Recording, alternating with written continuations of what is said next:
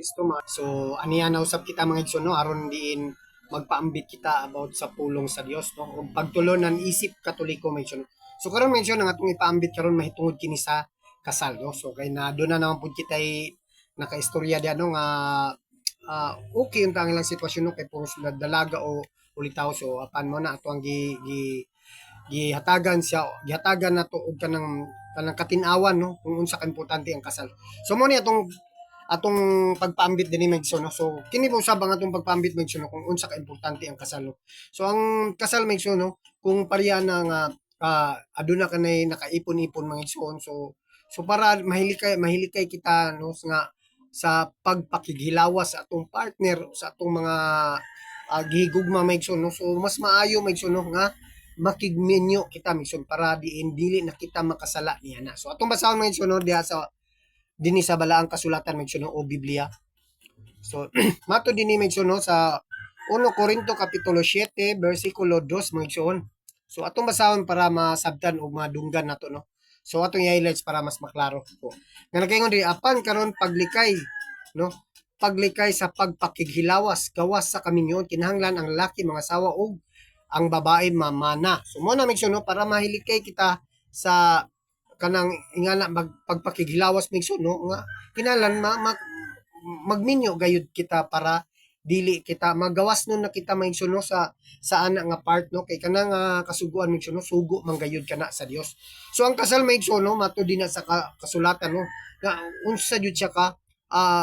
grabe jud siya ka importante Megson tungod kay nag-ingon din na Megson no nga nagingon mismo ang Ginoo diha nga si Jesucristo nga no nga kinahanglan nga diha usab kaslon sa simbahan nga gitukod ni Jesucristo Megson no. So atong basahon Megson para masabtan nato. So sa Efeso kapitulo 5 bersikulo 31. So nga nagaingon din sumala sa gingon sa kasulatan tungod dinhi ang lalaki mo biya sa iyang amahan o ginahan ug mutipon sa iyang asawa ug silang duha mahimong usa. So sa 32 mga igsoon so may dakong kahulugan kining bahina sa kasulatan ug sa akong hunahuna nagpasabot kini kang Kristo ug sa simbahan. So buti pasabot Megson no sa Kristo ug simbahan. So ang ato ang Ginoong Kristo Megson no nagtukod man siya og usa ka simbahan, usa ka reliyon o usa ka simbahan Megson. So mao kana no nga didto angay gyud kita nga may kasal kita dinha sa kang Kristo nga iyang gisugo og kanang diha usab diha sa simbahan nga iyang gitukod Megson no. And then Megson no kining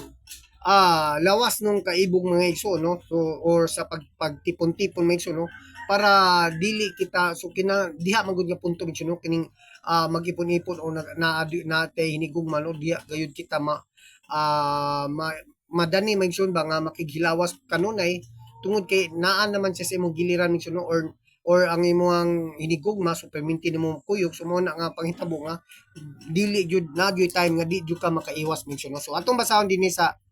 balaang kasulatan Megson no sa Galacia kapitulo 5 bersikulo 21. So atong basahon Megson no nga nagingon dinhi pagka masinahon pagkapalahubog pagka mapatuyangon sa lawas ng kaibog ug uban pang mga butang nga sama nini busa pasidanan ko kamo karon sama sa akong gihimo kaniadto ang pagbuhat niining mga butang nga walay dapit sa gingharian sa Dios. So mo na Megson nga kung aduna na kitay mga nag-ipon na kita Megson no na kuan diyan no nga nagtipon-tipon no and then dia or ang uban man nag-uyab Megson no. So every time nga maibog ka Megson so sama din no wala na ang lawas nung kaibog Megson no. So mamahimo kita nga wala kitay dapit nga walay dapit sa gingharian sa Dios. So buti pasabot Megson no. So nakasala gayud kita ni ana. So ang punto na to unya Megson no masabtan na to katong mga wala na to tuyo o katong ang mga nabulagan o gibulagan tungod sa mga personal nga problema Megson no labi na nga pagpasipala, kulata, nga na etc. Megson no masabtan na to unya Megson no nga atong ipadayon na niya. So dinhi sa Mateo 19 bersikulo 6 Megson no ang gihiusa sa Dios Megson no so, unsa jud ka importante ang kasal Megson no kay ang gihiusa sa Dios dili gayud na siya bulagon sa tao Megson no. So atong basahon dinhi Megson Mateo Kapitulo 19, versikulo 6, mga igsoon, no? So, 6. So nga nagaingon dili, busa dili na sila duha kun dili usa na lamang ko. Tungod nini si kinahanglan dili bulagod sa tao ang gihiusa sa Dios. So mo na mention no. So and then so kung pariya ani mention no na daghan mo gyud nga panghitabo nini no na gibulagan o na unibulag na lang mention no tungod sa kanang tungod sa pagpangulata mission ba na nga na halos mapatay na so nayuban diha no or tungod sa wa nakagwanta mission ni bulag no so kana mission no pareha na katong gibulagan mission o katong wala bisag wala pa man nagbuhat sa kanang mao'y hinungdan sa kabulagon nila mission no kung na partner kita ni anak mission no so nakapanapaw gihapon kita mission no so ato maning mabasa mission no so atong basahon na sa Marcos Kapitulo 10 versikulo 11 mga to 12. So nga nagaingon diri miingon siya kanila ang bana nga mobulag sa iyang asawa ug makigminyo sa lain babae nakapanapaw sa una niyang asawa ug ang babae nga mobulag sa iyang bana ug makigminyo og lalaki laing lalaki nakapanapaw usab do. So mao na mga igsoon no. So katong bisan man katong ibulagan mga igsoon niya naminyo ka mo na ingon nga nakapanapaw. So ang buti pasabot nakapanapaw mga igsoon is nakasala kini og dako nga sala. So dinhi kita sa mga wala natuyo no nga pareha kita o kay kita lalaki or babae nakaminyo kita o naka ipon kita og kanang usa ka tawo nga wala kita nahibalo no nga minyo day siya ana day so dili ka na maayo mention no so aduna pay gamay nga punto niya na mention no nga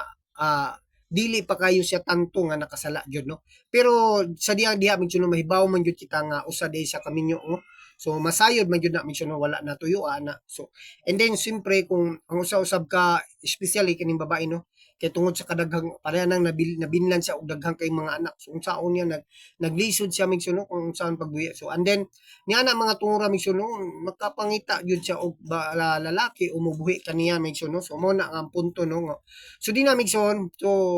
kana nga part mention no naside kita sumala sa tong gibasa kaganina no wala gyud ibulag no wala nag-ingon din na nga ang giusa sa Dios dili gayud sa bulagon sa tao so and then dinhi mention so nakalapas gyapon kita diha mention no so dinhi kita sa canon law sa ato ang simbahan mga igsoon no sa canon law mga igsoon atong basahon dinhi ang canon law is mo na ang mga konsiderasyon no na gamayng konsiderasyon sa mga ingani nga mga panghitabo no so nga nagaingon dinhi sa Code of the Canon Law no canons 1151 to 1155 so ang atong basahon dinhi mention no kaning 1155 mga igsoon so nga nagaingon dinhi sa 115 mga igsoon na 1155 ang simbahan nag-awhag sa pagpasaylo o pagpasiguli sa matigmam magtiayon kung posible og luwas na mga igsoon no so and then dinhi mga igsoon ang dini usab sa atong basahon no padayon no kini nga mga canons nagtugot no nagtugot sa pagbulag sa pagpuyo kung adunay seryosong hinungdan no apan dili kini nagpasabot nga naputol ang bugkos nga kaminyoon o gawas no na sa usa ka kapikas sa pagminyo ni ana so dinhi may sa dinhi sa 1153 mention no ang nagaingon diri kung ang usa ka pikas nagbutang sa pikas o sa mga anak nga grabing kapiligrohang kaagi sa pag-abuso kapintasan o grabe nga pagpasagad no?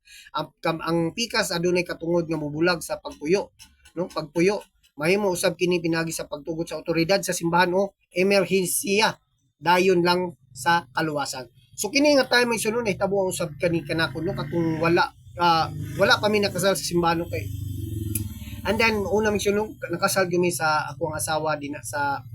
huwis mga igsoon no and then wala po ito'y alam ani and then kung nasayod na po sa atuang CCC sa simbahan nga bawal di bisan pag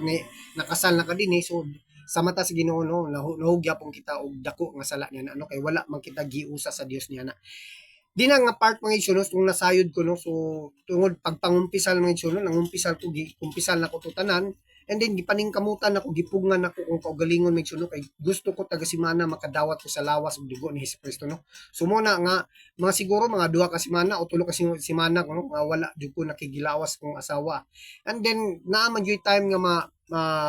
kaning gini magsimpre nag-ipon gud no so mag-asawa. Hindi na mo gyud time nga mahitabo nga nga makigilawas kita sa partner. So mo na nga ang ako man isyo no, so pag human og pagkaugmaan na kung na time din mangumpisa lang ko to. And then kung mamahimo usab nga pugnan ang kaugalingon para dili ta perminti ga kasala o dili ta perminti nga makigilawas sa atong partner para dili kita makabaton perminti og sala nga mortal sin no. So mo na nga